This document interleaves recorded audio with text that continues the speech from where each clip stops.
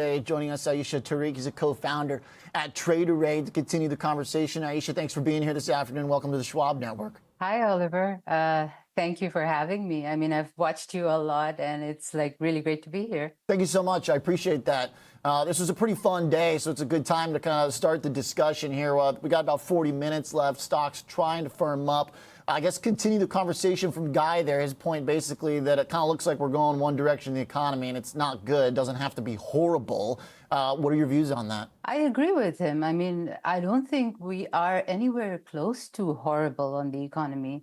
I mean, if you look at it, we're still at about 2% growth. That at least that's what the Atlanta Fed is saying. And, you know, even with all the expectations of slower growth, I think we're still going to be above 1.5, 1.7% to end the year. So it isn't bad at all. I mean, if you look at other economies around the world, look at, you know, the EU and look at the UK, all below 1%. So considering everything considered, I think the US growth is doing well. Right now, it seems like we have at least enough slowdown for the Fed to do something. But you could also say, all right, inflation's coming down too. So I guess that leaves us two prints.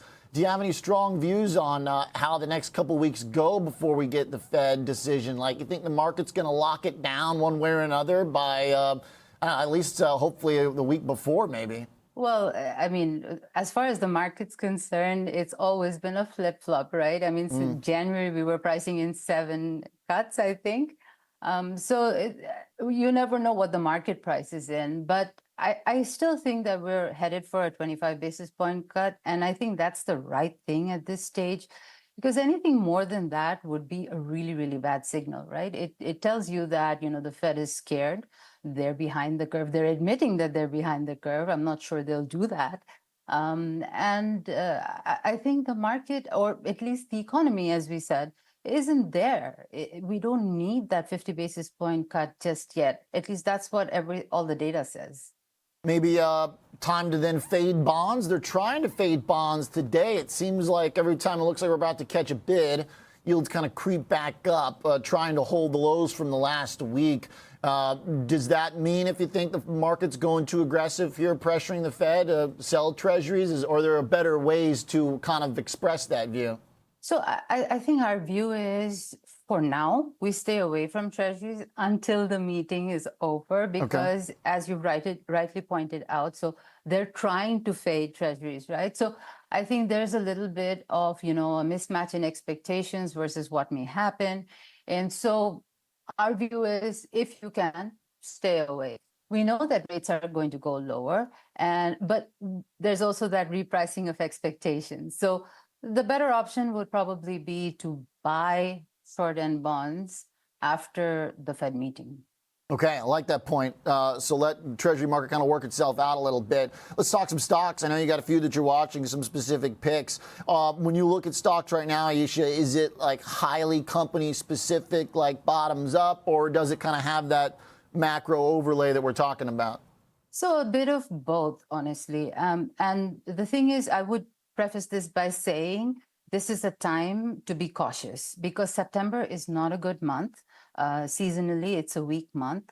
We are seeing some downside pressure here. It's not, you know, fear, but more people moving to defensive. So if we are picking stocks, they're very opportunistic plays, and we would be careful overall.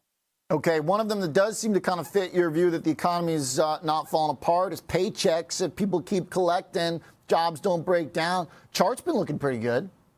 It started to look better now, yes. I mean, there was a period of time when it wasn't looking very well.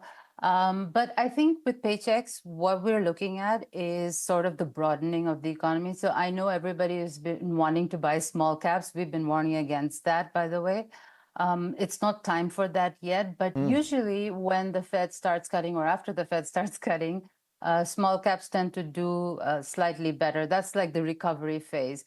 So we're thinking, let's play this off of something else, and paychecks is the way to go for that, because it covers mid and small caps. That's a really good point, and I'm glad you bring it up, because a lot of people have been conflating that. They think that, I mean, the market basically has been going for like this kind of early cycle out of the recession small cap play, but your point doesn't happen really till we're deep in or ending the cut cycle. Veralto is one you like. VLTO, not one that we've talked about many times. A good little overlooked pick here that's been pretty strong. It's like a resources play. So this is water technology. So they help with, water improvement, water technology, and they're global. They're a spin-off from Danaher, actually, and they're a really good company.